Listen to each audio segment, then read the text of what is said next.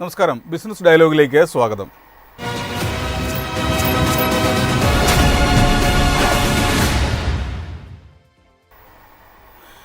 സംസ്ഥാനത്തു നിന്ന് 2025 അതിദാരിദ്ര്യം പൂർണ്ണമായും തുടച്ചു മാറ്റുക എന്ന ലക്ഷ്യത്തോടെ ആരംഭിച്ച പദ്ധതിയാണ് അതിദരിദ്രരില്ലാത്ത കേരളം പദ്ധതി. 2021 ജൂലൈയിൽ തന്നെ അതിദരിദ്രരെ കണ്ടെത്തുന്നതിനുള്ള സർവേ ആരംഭിച്ചു. വിവിധ മാനദണ്ഡങ്ങൾ അനുസരിച്ച് അതിദരിദ്രരായ 64,006 കുടുംബങ്ങളെ കണ്ടെത്തി. അവർക്ക് ആഹാരം, ആരോഗ്യം, വാസസ്ഥലം, വരുമാന മാർഗം എന്നിവ ലഭ്യമാക്കി. എങ്കിലും സർക്കാരിൻ്റെ പ്രഖ്യാപനത്തിൻ്റെ പശ്ചാത്തലത്തിൽ ചില നിർണായക ചോദ്യങ്ങൾ ഉയരുന്നുണ്ട്. സർവേയിലൂടെ കണ്ടെത്തിയ 64,006 കുടുംബങ്ങൾ മാത്രമേ കേരളത്തിൽ അതിദരിദ്രരായുള്ളൂ. പദ്ധതിയുടെ നിർവഹണം രാഷ്ട്രീയ ലക്ഷ്യങ്ങൾക്കായി ദുരുപയോഗം ചെയ്യപ്പെടുന്നുണ്ടോ? അതിദാരിദ്ര്യം പൂർണ്ണമായും ഇല്ലാതാക്കുക എന്നത് അപ്രായോഗികമായ ഒരു തെരഞ്ഞെടുപ്പ് സ്റ്റണ്ട് മാത്രമാണോ? ഈ വിഷയമാണ് ഇന്ന് ബിസിനസ് ഡയലോഗ് ചർച്ച ചെയ്യുന്നത്.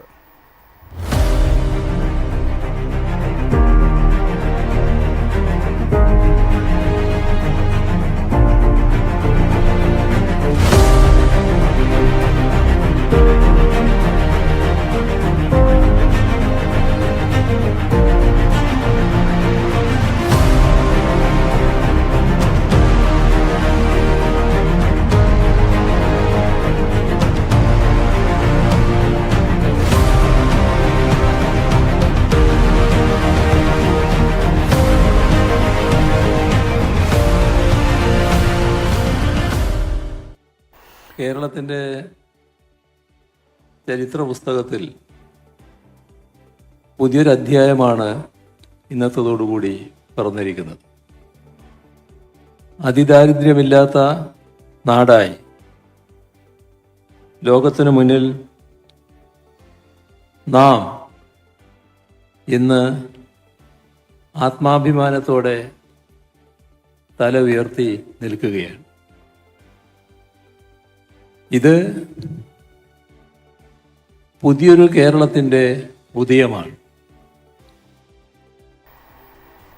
ഈ ചർച്ചയിൽ എന്നോടൊപ്പം കോൺഗ്രസ് പ്രതിനിധി പഴകുളം മധു, BJP പ്രതിനിധി PR ശിവശങ്കരൻ, CPM-ൽ നിന്ന് M പ്രകാശൻ മാസ്റ്റർ, സാമ്പത്തിക വിദഗ്ധയായ ഡോക്ടർ മേരി ജോർജ് എന്നിവർ. ആദ്യം ഡോക്ടർ മേരി ജോർജ്, 2025 അതിദാരിദ്ര്യം പൂർണ്ണമായും തുടച്ചു നീക്കും എന്ന ലക്ഷ്യം സാമ്പത്തിക ശാസ്ത്രത്തിൻ്റെ കാഴ്ചപ്പാടിൽ എത്രത്തോളം യാഥാർത്ഥ്യ ബോധത്തോടെ ഉള്ളതാണ്? അതായത് ഇത് സാമ്പത്തിക ശാസ്ത്രത്തിന്റെ കണ്ണിലൂടെ നോക്കുമ്പോൾ ഒരു പൊളിറ്റിക്കൽ സ്ട്രാറ്റജി, അതായത് ഇലക്ഷൻ ജയിക്കാനുള്ള പൊളിറ്റിക്കൽ എഞ്ചിനീയറിംഗ്, ആ പൊളിറ്റിക്കൽ എഞ്ചിനീയറിംഗിന് വേണ്ടി അതിലെ സാമ്പത്തിക ശാസ്ത്ര വസ്തുതകളെ, സത്യങ്ങളെ വളച്ചൊടിച്ചിരിക്കുകയാണ്. അതായത് അതിദരിദ്രർ ഇല്ല, ഇതൊരു യുഗ ആരംഭമാണ്, ഒരു പുതുയുഗാരംഭം എന്നാണ് മുഖ്യമന്ത്രി 1-ാം തീയതി രാവിലെ പറഞ്ഞത്. ഇത് പ്രഖ്യാപനം ചെയ്തുകൊണ്ട് അദ്ദേഹം മൊഴിഞ്ഞത്. അപ്പം ഈ പൊളിറ്റിക്കൽ എഞ്ചിനീയറിംഗിൽ ഒരുപാട് മുഖം മിനുക്കൽ പരിപാടികളുണ്ട്. ആ മുഖം മിനുക്കൽ പരിപാടികളിലൊക്കെ ഏറ്റവും പ്രധാനപ്പെട്ട ഒന്നാണ് അതിദാരിദ്ര്യമില്ല എന്ന് ഡിക്ലയർ ചെയ്യുന്നത്. അപ്പൊ ഇതിന് പുറകിലുകൊണ്ടൊരു ചരിത്രം, അതായത് യുണൈറ്റഡ് നേഷൻസിന്റെ എന്താ പറയുക, മില്ലേനിയം ഡെവലപ്മെന്റ് ഗോൾ, ഈ 21-ാം നൂറ്റാണ്ടിന്റെ ഗോൾസ് ആയിട്ട് ഒരു 17 ഗോൾസ് 2030 മുൻപ് നമ്മൾ നേടേണ്ട ഗോൾസ് ഉണ്ട്. ഈ ലക്ഷ്യങ്ങളെ ഉന്നം വെച്ച് ഇപ്പൊ 2025 ഇനി 5 വർഷമേ ഉള്ളൂ. അപ്പൊ എവിടം വരെ എത്തി? എല്ലാ യുണൈറ്റഡ് നേഷൻസിലെ മെമ്പർ കൺട്രീസിനോടും അവരാരായുന്ന ചോദ്യമാണ്. അപ്പൊ ഇതിനു വേണ്ടിയാണ് 2020-21 കാലഘട്ടത്തിൽ കേന്ദ്ര ഗവൺമെന്റ് ഇവിടുത്തെ സർവേ അതായത് ഈ പറയപ്പെട്ട പ്രധാനപ്പെട്ട 4 പോയിന്റ്സ് ആണ്: ഭക്ഷണം ഉണ്ടോ, ആരോഗ്യം എങ്ങനെ, വരുമാനം എങ്ങനെ, വീട് എങ്ങനെ. ഈ 4ഉം കൂടി ചേർത്തിട്ട് ഈ 17 ഗോൾസിലെ ദാരിദ്ര്യ നിർമ്മാർജ്ജനം, പോഷകാഹാര ദാരിദ്ര്യ നിർമ്മാർജ്ജനം, ഇങ്ങനെയുള്ള എല്ലാവർക്കും തൊഴിൽ, ഇങ്ങനെയുള്ള ലക്ഷ്യങ്ങളെ മുന്നിൽ കണ്ടുകൊണ്ടാണ് ഈ 4 ഭക്ഷണം, ആരോഗ്യം, വരുമാനം, വീട്, ഇത് 4ഉം ഉണ്ട് എങ്കിൽ അതിദാരിദ്ര്യത്തിൽ നിന്ന് കരകയറി എന്നാണ് യുണൈറ്റഡ് നേഷൻ കണക്കാക്കുന്നത്. അപ്പൊ അങ്ങനെ കേന്ദ്ര ഗവൺമെന്റ് ഒരു സർവേ നടത്തി അപ്പൊ നമ്മൾ ഓർക്കണം, അത് കേന്ദ്ര ഗവൺമെന്റിന്റെ ഒരു പൊളിറ്റിക്കൽ സ്ട്രാറ്റജിയാണെന്ന് ഓർക്കണം. അതായത് യുണൈറ്റഡ് നേഷൻസിന്റെ മുൻപിൽ ഇന്ത്യ ഈ അതിദരിദ്ര ഇന്ത്യ അല്ലാതെ മുക്തി നേടുന്നു എന്നത് വരുത്തി തീർക്കാനുള്ള മുഖം മിനുക്കൽ പരിപാടി, ഒരു പൊളിറ്റിക്കൽ സ്ട്രാറ്റജിയാണ് കേന്ദ്രം നടത്തുന്നത്. അതുകൊണ്ടാണ് നീതി ആയോഗ് വളരെ ഈസി ആയിട്ട് പല കാര്യങ്ങളും കണ്ടെത്തുന്നത്. അതിൽ അവസാനം വന്നപ്പോൾ കേരളമാണ് ഇന്ത്യയിൽ ഏറ്റവും അതിദരിദ്രർ കുറഞ്ഞ സംസ്ഥാനം. അതായത് 0.71% ആണ് ഇവിടുത്തെ അതിദരിദ്രരുടെ എണ്ണം എന്നാണ് 2021 കണ്ടുപിടിക്കുന്നത്. അതിന്റെ മറ വെച്ച് അതിനെ കൂട്ടുപിടിച്ചാണ് സംസ്ഥാന ഗവൺമെന്റ് ഈ 2021 ഭരണത്തിൽ വന്നപ്പോൾ ഇനി വരാനിരിക്കുന്ന 5 വർഷങ്ങൾ കൊണ്ട് ഈ 0.71 കണ്ടെത്തി അവരെ ഒന്ന് ദാരിദ്ര്യമുക്തരാക്കുകയാണെങ്കിൽ നമുക്ക് ദരിദ്രമുക്ത കേരളം എന്ന സൽപ്പേര് കിട്ടുമെന്ന് അന്ന് തന്നെ തീരുമാനിക്കുന്നു. അന്ന് തന്നെ അതിനുള്ള പദ്ധതികൾ തുടങ്ങും. പക്ഷെ ഈ പദ്ധതികളൊന്നും പൊതുജനത്തിന്റെ മുൻപിലേക്ക് വരുന്നില്ല. ഇവര് വളരെ ഉച്ചായിസ്തരം. ഡോക്ടർ മേരി ജോർജ്, അതായത് ഈ പദ്ധതി യാഥാർത്ഥ്യമാക്കാനുള്ള സാമ്പത്തിക പ്രതിസന്ധി ഉണ്ട് എന്നാണോ താങ്കൾ കരുതുന്നത്? ഈ പദ്ധതി സാധ്യമാക്കാൻ സാമ്പത്തിക പ്രതിസന്ധി ഒന്നുമില്ല കേരളത്തിൽ. കാരണം നമുക്ക് ബജറ്ററി വരുമാനമുണ്ട്, അതുപോലെ കേന്ദ്ര സഹായമുണ്ട്. പക്ഷേ അതൊക്കെ ഇതിനു വേണ്ടി പ്രയോഗിച്ചില്ല എന്നതാണ് ഞങ്ങളെ പോലുള്ളവർ പറയുന്നത്. അതായത് ഇപ്പൊ ആദിവാസി മഹാസഭയുടെ ഇതുണ്ട്, അവര് പറയുന്നുണ്ട്. പിന്നെ ശിവാനന്ദൻ പറയുന്നുണ്ട്, ആദിവാസി ഊരുകളിലേക്ക് സർവേ നടത്താൻ ആരും ചെന്നിട്ടില്ല. അദ്ദേഹം മാത്രമല്ല പറയുന്നത്, അതിനും ഉപരിയായിട്ട് എന്താണ്, ഉദാഹരണത്തിന് ഇടമലക്കുടിയിൽ നിന്ന് ഇത് വരുന്നുണ്ട്. ഇതിനെതിരെ ഈ പറയപ്പെട്ടതൊക്കെ കള്ളമാണെന്ന് പ്രസ്താവിച്ചുകൊണ്ട് വയനാട് ജില്ല ഏറ്റവും കൂടുതൽ ആദിവാസികളുള്ള ജില്ലയാണ് ഇന്ത്യയിലെ, സംസ്ഥാനത്തെ. ശരിയാണ്. ഇത്തരത്തിലുള്ള ആരോപണങ്ങൾ പല മേഖലകളിൽ നിന്ന് ഉയർന്നിട്ടുണ്ട്. ഞാൻ താങ്കളിലേക്ക് തിരികെ വരാം. ശ്രീ എം പ്രകാശൻ മാസ്റ്റർ, അതിദരിദ്രരെ കണ്ടെത്തിയ സർവേയുടെ വിശ്വാസ്യതയെ പ്രതിപക്ഷവും ചോദ്യം ചെയ്യുന്നുണ്ട്. യഥാർത്ഥത്തിൽ അർഹതയുള്ള നിരവധി കുടുംബങ്ങളെ പട്ടികയിൽ നിന്ന് ഒഴിവാക്കിയിട്ടുണ്ട് എന്ന ആരോപണത്തെ താങ്കൾ എങ്ങനെ പ്രതിരോധിക്കും?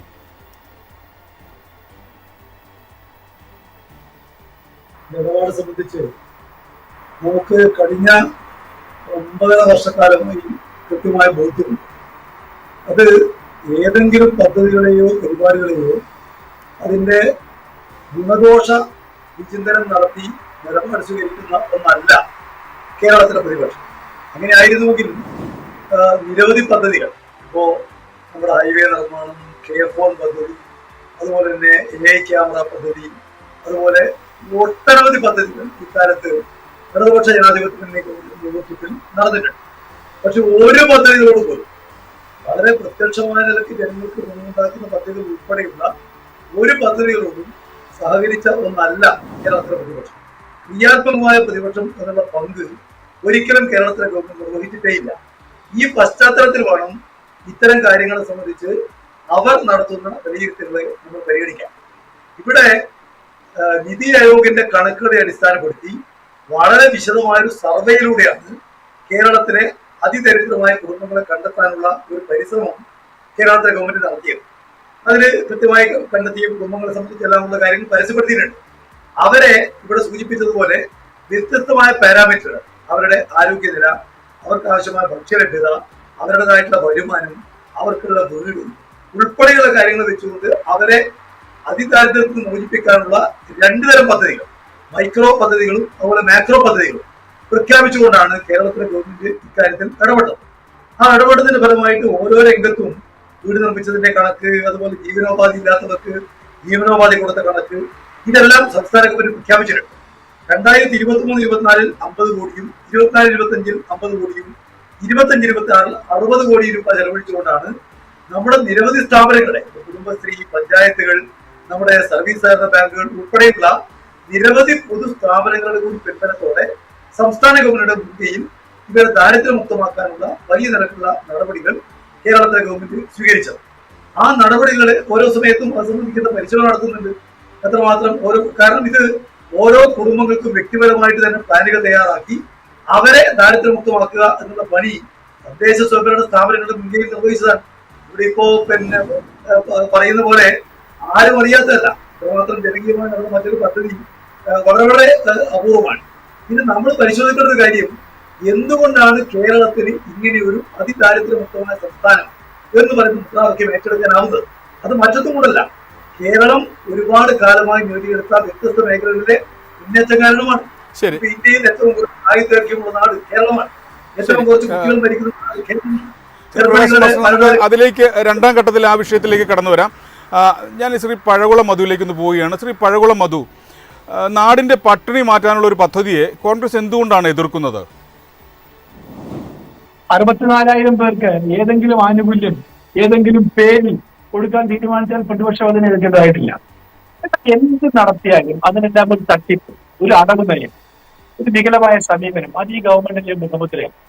ഇവർ 9 വർഷം കേരളം ഭരിച്ചിട്ട് 9.5 വർഷം ഭരിച്ചിട്ട് ഇറങ്ങിപ്പോകുന്ന രൂപത്തിൽ ഇവർ ഒരു വലിയ പ്രഖ്യാപനം നടത്തിയാണ്. കേരളം അതിദരിദ്രയില്ലാത്ത സംസ്ഥാനമായിട്ട് ഇന്ത്യയിൽ തന്നെ ഒരു സംസ്ഥാനം അങ്ങനെയില്ല, ലോകത്തിൽ. അതുകൊണ്ട് ലോകത്തിന്റെ മുമ്പിൽ നേടുകയും ഞങ്ങൾ ഒന്നാമതാണെന്നുള്ള എന്താണ് അവിശ്വസനീയമായിട്ടുള്ള തട്ടിപ്പ് വർത്തമാനം കണ്ടിട്ട് ഇറങ്ങിപ്പോകാനാണ് ശ്രമിക്കുന്നത്. കഴിഞ്ഞ 9 വർഷക്കാലമായി ബജറ്റിൽ പ്രഖ്യാപിച്ച ദരിദ്രർക്കുള്ള ക്ഷേമ പദ്ധതികളിൽ പലതും താളം തെറ്റി കിടക്കുന്നു, ഒന്നും നടപ്പാക്കിയിട്ടില്ല, ആർക്കും പങ്കെടുത്തിട്ടില്ല.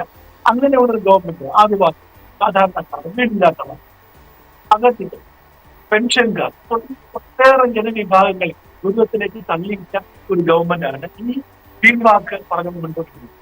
2004-5 കാലത്ത് ഒന്നാം കൃഷിയുടെ കാലത്ത് ഉണ്ടായ national commission for unorganised sector, ആ കമ്മീഷൻ കണ്ടെത്തിയ ചില കാര്യങ്ങൾ. അതിൽ ഇന്ത്യയിലെ 6.5% ആൾക്കാർ എക്സ്ട്രീമിലി പോറാണ്. കണക്ക് പ്രകാരം കണ്ടെത്തിയ മറ്റൊരു പ്രധാനപ്പെട്ട കാര്യം, ഇന്ത്യയിൽ 76% ആൾക്കാർ പോറാണ്. 76% ഇന്ത്യക്കാർ ദരിദ്രരാണ്, പാവങ്ങളാണ്. അവർക്ക് ജീവിതത്തെ അന്തസ്സോടെ മുന്നോട്ട് കൊടുക്കാൻ കഴിയാത്തവർ. അതാണ് ആ കണ്ടെത്തൽ.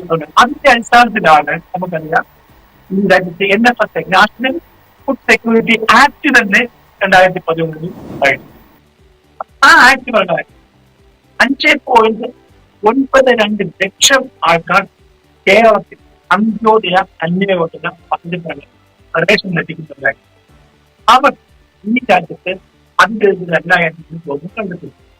ഗവൺമെന്റ് 64,000 പേരെ മാത്രമേ അങ്ങനെ കാണുന്നു. അതിനുശേഷം കേരള ആശ്രയ സ്കീമാണ്. ആശ്രയ സ്കീം പ്രകാരം ഇന്ന് കറന്റ് ഈ ദിവസത്തെ കണക്ക് കേരള പ്ലാനിംഗ് കമ്മീഷൻ കൊടുത്ത കണക്ക് പ്രകാരമാണെങ്കിൽ 1.5 ലക്ഷം ആൾക്കാർ ഈ ആശ്രയ സ്കീമിൽ ഗവൺമെന്റ് കാലത്താണ് ഈ സ്കീം കേരളത്തിൽ നടപ്പാക്കി. കുടുംബശ്രീ പറയുന്ന ആരൊക്കെയാണ് അതിദരിദ്രം, NFSA പറയുന്നത് ആരൊക്കെയാണ് പട്ടികയിൽപ്പെടുന്നത്, അതായത് extremely poor households headed by widows, terminally ill or disabled elderly above 60 years without social support, tribal households, landless laborers, rural artisans, slum dwellers and informal workers, eligible BPL families with HIV positive, families below specified income threshold തുടങ്ങിയ വിഭാഗത്തിൽപ്പെട്ട ആൾക്കാരെല്ലാം ഇവരെല്ലാമാണ് NFSA 5.92 lakh എന്ന് പറയുന്ന അതിദരിദ്രരായി കണ്ടെത്തിയിട്ടുള്ളത്. എങ്ങോട്ട് എന്താണ് India സർവേയുടെ അതാണ് ഇന്റർനാഷണലി അക്സെപ്റ്റ് ചെയ്തിട്ടുള്ള ഏതെങ്കിലും നോം പ്രകാരമായ സർവേയാണ് നടത്തിയിട്ടുള്ളത്. ഇവര് സെൻസസ് ആണോ ഇതിനെ ബാധകമാക്കിയത്, അല്ലെങ്കിൽ മറ്റെന്തെങ്കിലും ഘടകങ്ങളാണോ ബാധകമാക്കിയിട്ടുള്ളത്? ആരാണ് സർവേ നടത്തിയത്? ഡോക്ടർ നേരിടുന്നതിനെ പോലെ പ്രഗത്ഭരായ എക്കണോമിക്സ് അദ്ദേഹത്തോട് അവർ ഉൾപ്പെടെയുള്ള കേരളത്തിലെ ഏതെങ്കിലും ഒരു പ്രഗത്ഭനായ സാമ്പത്തിക വിദഗ്ധൻ ഈ സർവേയെ അന്വേഷിച്ചിട്ടുണ്ടോ? ശാസ്ത്രീയമായ ആണോ സർവേ നടത്തിയിട്ടുള്ളത്? റിപ്പോർട്ടുണ്ട്, അതിന്റെ ഡാറ്റയുണ്ട്. അതിദാരിദ്ര്യ നിർമ്മാർജ്ജനം എന്ന ലക്ഷ്യത്തെ കോൺഗ്രസ് പിന്തുണയ്ക്കുന്നുണ്ടോ, അതോ നിർവഹണത്തിലെ രാഷ്ട്രീയ മുൻഗണനയും സുതാര്യതയില്ലായ്മയും മറ്റുമാണോ എതിർപ്പിന്റെ കാരണം? ദാരിദ്ര്യ നിർമ്മാർജ്ജനം ചെയ്യുന്നതിന് ഒന്നാം UPA ഗവൺമെന്റ് കാലത്ത് രാജ്യത്തുണ്ടായ വളർച്ചയുടെ വിഹിതം സാധാരണക്കാരായ ജനങ്ങൾക്ക് കൊടുക്കണം എന്നതിനെ അടിസ്ഥാനപ്പെടുത്തി പല നിയമനിർമ്മാണങ്ങളിൽ അടിച്ചുവന്നിട്ടുണ്ട്. അതിന്റെ അടിസ്ഥാനത്തിലാണ് NFSA വന്നത്. ആ NFSA പ്രകാരം അന്ത്യോദയ അന്യയോജന പദ്ധതി നടപ്പാക്കിയുണ്ടായി. ആശ്രയ പദ്ധതി കേന്ദ്ര ഗവൺമെന്റ് ഉണ്ടാക്കി. ഇത്തരം ക്ഷേമ പദ്ധതികൾ കൊണ്ടുവന്ന് ഞങ്ങൾ എതിരല്ല, ഞങ്ങൾ അതൊന്നും സർക്കാരിനെ സപ്പോർട്ട് ചെയ്യും. ഇപ്പൊ 64,000 പേർക്ക് എന്തെങ്കിലും ആനുകൂല്യം കൊടുക്കാൻ സർക്കാർ ലക്ഷ്യമിട്ട് കൊടുത്തോട്ടെ. ഞങ്ങൾ 2 സപ്പോർട്ട് ചെയ്യും. പക്ഷേ കേരളം എന്ന് പറയുന്നത് ഈ സർക്കാർ ജനങ്ങളെ കബളിപ്പിക്കുന്ന ഒരു കൂട്ടത്തിൽ പോകുന്ന പോക്കിൽ ഒന്നും ഇരിക്കട്ടെ എന്ന് കരുതിയിട്ട് ഈ സർക്കാർ പോകുന്ന കൂട്ടത്തിൽ 64,000 പേർ മാത്രമേ ഉള്ളൂ. ബാക്കിയുള്ളവരെല്ലാം സമ്പന്നരാണ്. അവർക്ക് അടച്ചുറപ്പുള്ള വീടുണ്ട്, അവർക്ക് ആഹാരം കഴിക്കാൻ കഴിയും, അവർക്കൊരു ബലഹീനതയുമില്ല, പരാധീനതയുമില്ല എന്ന് പറഞ്ഞ് ഇന്ന് കേരളത്തിൽ റേഷൻ കിട്ടിക്കൊണ്ടിരിക്കുന്ന അന്ത്യോദയ അന്നയോജന പദ്ധതി പ്രകാരം റേഷൻ കിട്ടിക്കൊണ്ടിരിക്കുന്ന ആൾക്കാരെ പോലും ദോഷകരമായി ബാധിക്കാൻ സാധ്യതയുണ്ട്. കേന്ദ്ര ഗവൺമെന്റിന്റെ നോം അനുസരിച്ച് വെൽഫെയർ സ്കീമുകളുടെ ബെനിഫിറ്റ്സ് ഒന്നും കേരളത്തിന് ലഭിക്കാൻ സാധ്യതയില്ലാത്ത ഈ കാര്യം ഒരു ഇലക്ഷൻ തട്ടിപ്പായി. തദ്ദേശ സ്വയംഭരണ സ്ഥാപന തെരഞ്ഞെടുപ്പ് ജയിച്ചില്ലെങ്കിൽ കേരളത്തിൽ ഇടതുപക്ഷമില്ല. അതുകൊണ്ട് അവരുടെ ആവനാഴിയിലെ അവസാനത്തെ ആയുധവും എടുത്ത് അവർ പോരാടുകയാണ്. ഈ രാഷ്ട്രീയത്തെ ഞങ്ങൾ ഇഷ്ടപ്പെടുന്നില്ല. ശരി, വ്യക്തമാണ്. ഞാൻ താങ്കളിലേക്ക് മടങ്ങി വരാം. ശ്രീ PR ശിവശങ്കരൻ അദ്ദേഹം പറഞ്ഞതുപോലെ തന്നെ കേന്ദ്ര സർക്കാർ അതിദരിദ്രർക്കായി നടപ്പാക്കുന്ന പ്രധാനമന്ത്രി ആവാസ് യോജന, ആയുഷ്മാൻ ഭാരത് തുടങ്ങിയ പദ്ധതികളെ സംസ്ഥാന സർക്കാർ ഈ മിഷനിൽ വേണ്ടത്ര ഉൾപ്പെടുത്തുന്നില്ല എന്ന് താങ്കൾ കരുതുന്നുണ്ടോ? ഒരു സംശയവുമില്ല. സംസ്ഥാന സർക്കാർ പല പദ്ധതികളും കേരളത്തിന്റെ ജനങ്ങൾക്ക് അത് കേന്ദ്ര സർക്കാർ അല്ലെങ്കിൽ നരേന്ദ്രമോദി സർക്കാർ അതിനെ പിന്തുണയ്ക്കുന്നു അല്ലെങ്കിൽ മുന്നോട്ട് കൊണ്ടുവന്നു എന്നുള്ള ഒരൊറ്റ കാരണം കൊണ്ട് തന്നെ ആയുഷ്മാൻ ഭാരത് അടക്കം പല കാര്യങ്ങളും സംസ്ഥാന സർക്കാർ നടപ്പിലാക്കുന്നില്ല എന്നത് നമുക്ക് എല്ലാവർക്കും അറിയാവുന്ന കാര്യമാണ്. അതിന്റെ പേരിൽ ധാരാളം വാർത്തകളും എല്ലാം നമ്മൾ കണ്ടതാണ്. ഇവിടെ പ്രധാനപ്പെട്ട കാര്യം നമ്മൾ മനസ്സിലാക്കേണ്ടത്, ഇപ്പൊ നേരത്തെ സൂചിപ്പിച്ചതുപോലെ ഇവിടെ സർവേയുടെ ഒരു ട്രാൻസ്പെറൻസി ഇതിലില്ല എന്നുള്ളത് എല്ലാവരും സമ്മതിക്കുന്ന കാര്യമാണ്. ഇത് ആരാണ് ഇവാലുവേറ്റ് ചെയ്തത്, ഇത് അനലൈസ് ചെയ്തവരാണ്, ഇതിന്റെ എക്സാമിനേഷൻ, സാമ്പിൾ മെത്തേഡ്, അത്തരത്തിലുള്ള ധാരാളം കാര്യങ്ങൾ പഴകുളം മധുവും മേരി ടീച്ചറും പറഞ്ഞു കഴിഞ്ഞു. അപ്പോൾ ഈ സർവേ തന്നെ ഒരു ശാസ്ത്രീയമല്ല എന്നുള്ള കാര്യം വരുന്നു. രണ്ട്, ഇത് ഇത്തരത്തിലുള്ള ഒരു ഡിസ്കഷൻ വരുമ്പോൾ ഏത് കമ്മിറ്റി റിപ്പോർട്ടാണ് ഇവർ മുന്നോട്ട് എടുത്തത്? ഇതിപ്പോ നേരത്തെയുള്ള ടെൻഡുൽക്കർ കമ്മിറ്റി റിപ്പോർട്ടാണോ, അതിനുശേഷമുള്ള രംഗരാജൻ കമ്മിറ്റി റിപ്പോർട്ടാണോ, അതേപോലെ നേരത്തെ മേരി ജോർജ് സൂചിപ്പിച്ചതുപോലുള്ള UN അല്ലെങ്കിൽ വേൾഡ് ബാങ്ക് കമ്മിറ്റികളുടെ റിപ്പോർട്ടോ അവരുടെ സജഷൻസോ അതെന്തെങ്കിലും ആണോ? അതൊന്നും ഈ സംസ്ഥാന സർക്കാർ ഈ പറയുന്ന കിലയുടെ പുസ്തകത്തോ അവർ മുന്നോട്ട് വയ്ക്കുന്ന ഒരു രേഖകളിലും പറയുന്നില്ല. എന്താണ് അടിസ്ഥാന രേഖ എന്നും ഇവർ പറയുന്നില്ല. അതുകൊണ്ട് ഈ സർവേ സംബന്ധിച്ചിടത്തോളം പൂർണ്ണമായും ജനങ്ങളെ അല്ലെങ്കിൽ ഇത് വായിക്കുന്നവരെ അന്ധകാരത്തിൽ നിർത്തുന്നതാണ് എന്നതാണ് ഇതിന്റെ പ്രധാനപ്പെട്ട കാര്യം. രണ്ട്, രാഷ്ട്രീയമായി പറയുകയാണെങ്കിൽ കേരളത്തിലെ അതിദാരിദ്ര്യം കുറഞ്ഞു എന്നുള്ളത് ഒട്ടും ശരിയല്ലാത്ത കാര്യമാണ്. കേരളം തന്നെ അതിദാരിദ്ര്യത്തിലാണ്. കേരളം തന്നെ എത്രയേറെ സാമ്പത്തിക കടത്തിലാണ്. ഏതാണ്ട് 6 ലക്ഷം കോടി എത്തിയിരിക്കുന്നു കടം എന്നുള്ളത് നമുക്ക് എല്ലാവർക്കും അറിയാവുന്നതാണ്. സമ്പന്നരായത് സംസ്ഥാനത്തെ ഭരണകർത്താക്കൾ മാത്രമാണ് എന്നതാണ് രാഷ്ട്രീയമായ ആരോപണം.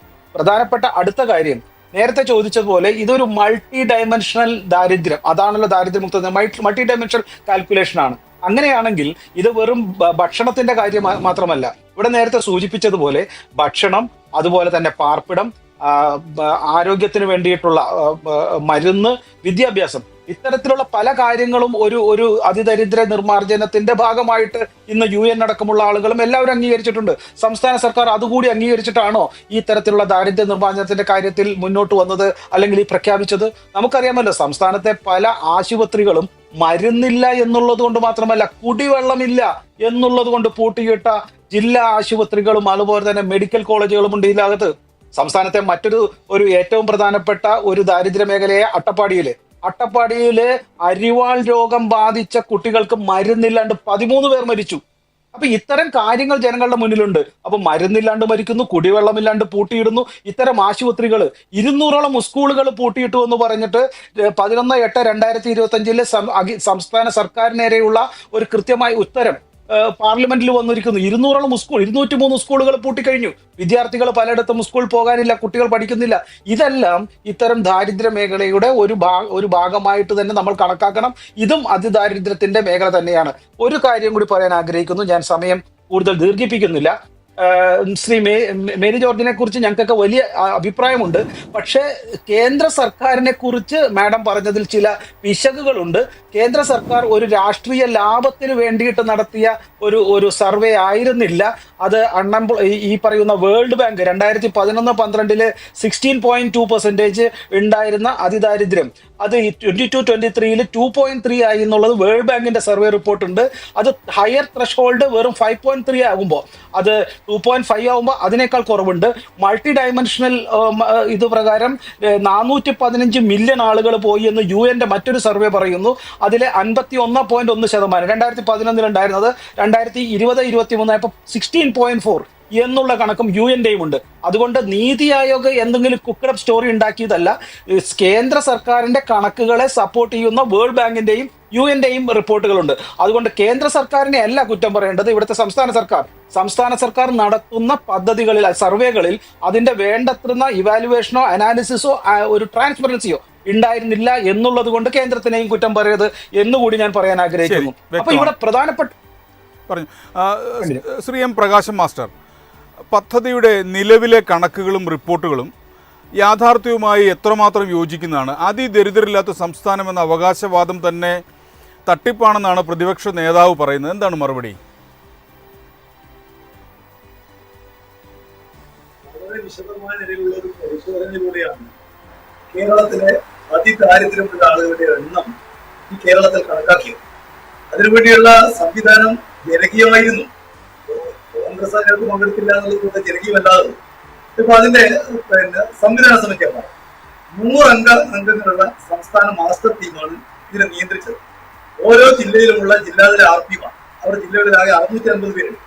തദ്ദേശ തലത്തിൽ 1078 KRPമാർ, അതുപോലെ 14,686 ERമാർ. തദ്ദേശ സ്വയംഭരണ സ്ഥാപനങ്ങളിലെ മെമ്പർമാർക്ക് ഈ പ്രവർത്തനത്തിൽ സഹകരിക്കാൻ എല്ലാ അധികാരം ഉണ്ടായിരുന്നു. എന്ന് പറഞ്ഞാൽ മൊത്തം 50,000 ആളുകളുള്ള ഒരു എന്യൂമറേഷൻ ടീമാണ് യഥാർത്ഥത്തിൽ ഇതിൽ ആരാണ് കാര്യത്തിലുള്ള കുടുംബങ്ങൾ എന്ന് കണ്ടെത്തിയത്. അതിനു വേണ്ടിയിട്ട് ഇത് സൂപ്പർ ചെക്ക് ചെയ്യുന്നതിന് വേണ്ടി 1100 അംഗങ്ങളടങ്ങുന്ന സൂപ്പർ ചെക്ക് ടീം ഉണ്ടായിരുന്നു. 57,947 FTJ ഉണ്ടായിരുന്നു. എന്ന് പറഞ്ഞാൽ 13.74 ലക്ഷം ആളുകൾ പങ്കെടുത്തുകൊണ്ട് നടത്തിയ ഒരു വലിയ സർവേ നടത്തിയതിന്റെ ഫലമായിട്ടാണ് കേരളത്തിൽ ഈ പറയുന്ന 66,006 എന്ന് പറഞ്ഞ എണ്ണം കുടുംബങ്ങളെ കണ്ടെത്തിയത്. ഞാൻ ചോദിക്കട്ടെ, സെൻസസ് എങ്ങനെയാണ് നടത്തുന്നത്? ഇതുപോലുള്ള സംവിധാനത്തിലുമായുള്ള സെൻസസ് നടത്തുന്നത്. അതിന് ആധികാരികതയെ നമ്മളാരെങ്കിലും ചോദ്യം ചെയ്യുന്നുണ്ടോ? വളരെ വിശദമായി പാർട്ടി ഉണ്ടാക്കിയതല്ല, സംസ്ഥാന ഗവൺമെന്റിന്റെ സംവിധാനം ഉപയോഗിച്ച് നടത്തിയിരിക്കുന്ന ഇത്രമാത്രം വിശദമായ ഒരു സർവേയിലൂടെയാണ് 64,006 കുടുംബങ്ങളെ കണ്ടെത്തിയത്. ഇനി 64,006 കുടുംബങ്ങളിലുള്ള നിലയെന്താണ്? ഇതിൽ 4,445 പേർ ഇക്കാലത്ത് മരിച്ചു. 231 കുടുംബങ്ങൾ അലഞ്ഞു തിരിഞ്ഞ് നടക്കാൻ അവർ കണ്ടെത്താൻ വേണ്ടിയിട്ടില്ല. 47 വ്യക്തികൾ നാടോടികളാണ്, എവിടെയെങ്കിലും താമസിക്കുന്നവരല്ല. ഇങ്ങനെ 4,723 പേരെ ഈ പട്ടികയിൽ നിന്ന് മാറ്റേണ്ടി വന്നു. സംസ്ഥാന ഗവൺമെന്റ് പ്രഖ്യാപിച്ചിട്ടുണ്ട്. ബാക്കിയുള്ള ആളുകളുടെ എണ്ണം 59,283 അവരെ ഓരോ കുടുംബത്തെയും അവരുടെ വരുമാനം, ആരോഗ്യം, വീട്, അവരുടെ സാമൂഹ്യ തുല്യത ഇതെല്ലാം പരിശോധിച്ച് നിലവിലുള്ള അവസ്ഥയിൽ നിന്ന് അവർ മുന്നോട്ട് കൊണ്ടുപോകുന്നതിന് ഓരോ കുടുംബത്തിനും മൈക്രോ പ്ലാനുകൾ ഉണ്ടായി. ഇവയാകെ ഗൗരവമായി കൈകാര്യം മാക്രോ പ്ലാൻ വന്നു. ഇതെല്ലാം തദ്ദേശ സ്വയംഭരണ സ്ഥാപനങ്ങളുടെ നേതൃത്വത്തിൽ കൃത്യമായി പരിശോധിക്കുന്ന, പീരിയോഡിക്കായിട്ട് പരിശോധിക്കുന്ന നിലയുണ്ടായി. എന്നിട്ട് ഓരോ കുടുംബത്തിന്റെയും യഥാർത്ഥമായ നില എന്താണ് എന്നതിനെ സംബന്ധിച്ച് ഓരോ ഘട്ടത്തിലും പരിശോധിച്ചിട്ടാണ് ഇത് തീരുമാനിച്ചത്. പിന്നെ 2021 പ്രഖ്യാപിച്ച ഒരു കാര്യം എങ്ങനെ ഇലക്ഷൻ ഉണ്ടാക്കുക? 2021 LDFന്റെ ഗവൺമെന്റ് രണ്ടാമത് വന്നതിന് ശേഷം ആദ്യത്തെ മന്ത്രിസഭാ യോഗം തീരുമാനിച്ചാൽ കഴിയും. പിന്നെ ഇലക്ഷൻ ആണെന്ന് പറഞ്ഞാൽ എന്താ കാര്യമുള്ളത്?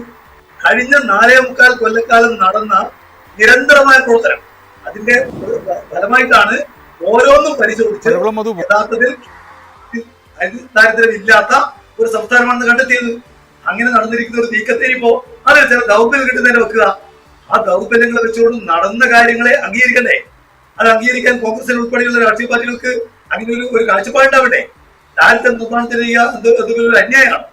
അതിനുവേണ്ടി നടന്നിരിക്കുന്ന ഓരോ പ്രവർത്തനയും ഈ പറയുന്ന BJPയോ കോൺഗ്രസോ അംഗീകരിക്കുന്നില്ല. അവരതിൽ എന്തെങ്കിലും പോരായ്മ ഉണ്ടായിട്ടുണ്ട്, ചൂണ്ടിക്കാട്ടട്ടെ. അവർക്കെല്ലാം അതിനകത്ത് പങ്കെടുക്കാമായിരുന്നല്ലോ. എന്താ പങ്കെടുക്കാത്തത്? LDF ഗവൺമെന്റ് നടപ്പിലാക്കുന്ന ഒരു നല്ല പരിപാടിയിലും ഞങ്ങൾ പങ്കെടുക്കില്ല. ഈ തീരുമാനങ്ങളല്ലേ.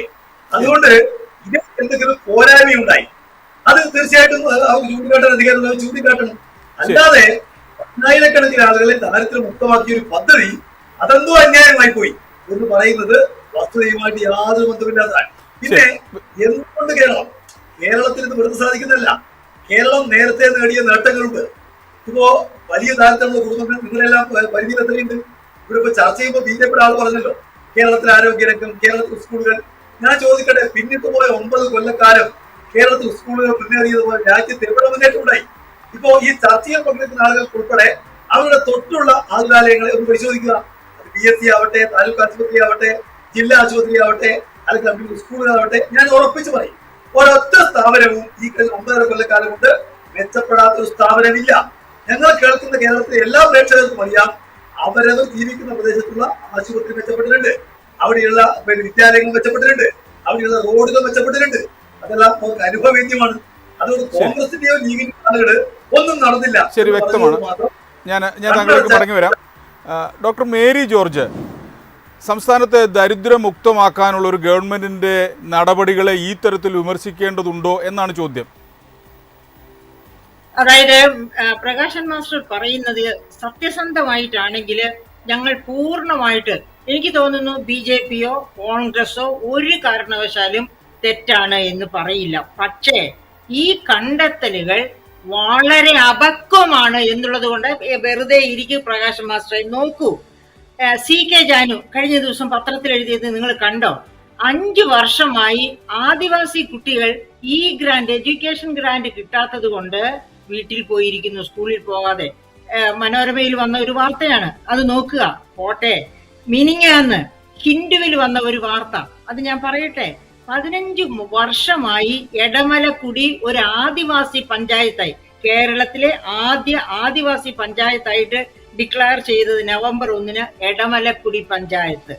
ആ എടമലക്കുടി പഞ്ചായത്തില് 2236 ട്രൈബൽ സെറ്റിൽമെന്റ്സ് ആണുള്ളത്. ഈ ട്രൈബൽ സെറ്റിൽമെന്റ്സിലേക്ക് കടന്നു ചെല്ലാനുള്ള റോഡുകളില്ല, അവിടെ വേണ്ടത്ര വിദ്യാഭ്യാസ സൗകര്യങ്ങളില്ല. ഈ ഗ്രാന്റ് കിട്ടാത്തത് കൊണ്ട് പഠിക്കാത്ത വിദ്യാർത്ഥികൾ അവിടെയുമുണ്ട്. അപ്പൊ അങ്ങനെ ആ എടമലക്കുടി ഇപ്പോഴും അതിദരിദ്രമായി തന്നെ തുടങ്ങുന്നു. ഇതൊന്നും എന്റെ കണ്ടെത്തലല്ല മാസ്റ്ററെ. പിന്നെ അതുപോലെ തന്നെ ശിവാനന്ദൻ, നമുക്കറിയാം, ഗീതാനന്ദൻ ആദിവാസി ഗോത്ര മഹാസഭയുടെ കൺവീനറാണ്. അദ്ദേഹം എന്താ പറഞ്ഞിരിക്കുന്നത്? വയനാട് ജില്ലയിലേക്ക് മാസ്റ്റർ പറഞ്ഞു ഒരുപാട് വളരെ വൈഡായിട്ടുള്ള സർവേ, ഒരുപാട് പേരെ ചേർത്തുള്ള സർവേ നടത്തിയെന്ന് പറയും. ഈ സർവേക്കാർ അവനവന്റെ വീട്ടിലിരുന്ന് സർവേ ചെയ്താൽ പോരാ മാസ്റ്ററെ. ആദിവാസി ഊരുകളൊക്കെ കാടിനുള്ളിൽ കിടക്കുക. അത്തരം ആദിവാസി ഊരുകളിലേക്ക് കടന്നു ചെന്ന് സർവേ ചെയ്യണം. അതിപ്പോ തദ്ദേശ സ്വയംഭരണ സ്ഥാപനങ്ങളാകട്ടെ, ആരുമാകട്ടെ, അവനവന്റെ വീട്ടിലിരുന്ന് റിപ്പോർട്ട് ഉണ്ടാക്കി കൊടുത്താൽ പോരാ. അതിദരിദ്രരെ കണ്ടെത്തണമെങ്കിൽ ആ ഊരുകളിൽ ചെല്ലണം. ഗീതാനന്ദൻ പറഞ്ഞിരിക്കുകയാണ്, ആദിവാസി ഊരുകളിലേക്ക് കടന്നു ചെന്നിട്ടില്ല. അതൊക്കെ ഈ ന്യൂസ് പേപ്പേഴ്സും കൂടി എടുത്ത് നോക്കണം. അവരുടെ ഒന്നും അടുത്ത് ചെന്ന് ഗീതാനന്ദനെ ഉൾപ്പെടുത്താമായിരുന്നില്ല ഇത്തരം പദ്ധതിയില്. ഗീതാനന്ദന്, CK ജാനുവിന്, അങ്ങനെയുള്ളവരെ എന്നെ ഉൾപ്പെടുത്താത്തതിലല്ലല്ലോ എനിക്ക് പരിഭവമുള്ളത്. ഇത്തരക്കാരെ, ആദിവാസികളെ പറ്റി അറിയുന്നവരെ, ദാരിദ്ര്യത്തിൽ കഴിയുന്ന, വിദ്യാഭ്യാസം നിഷേധിക്കപ്പെട്ട, അയ്യോ ഈ ഗ്രാന്റ് കൊടുക്കുന്നില്ല. അതുപോലെ തന്നെ കഴിഞ്ഞ ദിവസം നമ്മൾ പത്രത്തിൽ കണ്ട ഒരു വാർത്ത ഓർമ്മയുണ്ടോ? അതായത് 127 പെൺകുട്ടികൾക്ക്, എവിടെയാണ്? തിരുനെല്ലിയിലെ ഒരു ട്രൈബൽ സ്കൂള്, ആ ട്രൈബൽ ഗേൾസ് സ്കൂള്, അവിടെ 127 പെൺകുട്ടികൾക്ക് താമസിക്കാൻ 3 മുറികൾ, രാവും പകലും, ഒരു ശുചിമുറി. ഒന്ന് ആലോചിച്ചു നോക്കൂ, എത്ര ദാരിദ്ര്യമുക്തമാണ് ആ തിരുനെല്ലി ആദിവാസി കുടുംബങ്ങളെന്ന്. അപ്പൊ ഇതെല്ലാം ഈ ആദിവാസികൾ തന്നെയാണ് ഇത്തരം കാര്യങ്ങൾ പറയുന്നത്. ഞാൻ പക്ഷെ ഈ ആദിവാസി ഊരുകളിലൊക്കെ പോയിട്ടുണ്ട്. അവരുടെ യഥാർത്ഥ സ്ഥിതി എനിക്കറിയാം. ഞാനൊരു കേന്ദ്ര ഗവൺമെന്റിന്റെ പ്രോജക്ടിന്റെ കുടുംബശ്രീ മൈക്രോ എന്റർപ്രൈസസ് പ്രോജക്ടിന്റെ ഭാഗമായിട്ടാണ് ഈ പറയപ്പെട്ട ഊരുകളിലൊക്കെ പോയിട്ടുള്ളത്. അവരുടെ ഒക്കെ ദയനീയ സ്ഥിതി എനിക്ക് നല്ലവണ്ണം അറിയാം. അതുകൊണ്ടാണ് ഇത് ശുദ്ധ അസംബന്ധമാണ് ഈ കണ്ടെത്തൽ. ഇത് വെറും മുഖം മിനുക്കൽ മാത്രമാണ് ഇലക്ഷന് വേണ്ടി എന്ന് ഞാൻ പറയുന്നത്.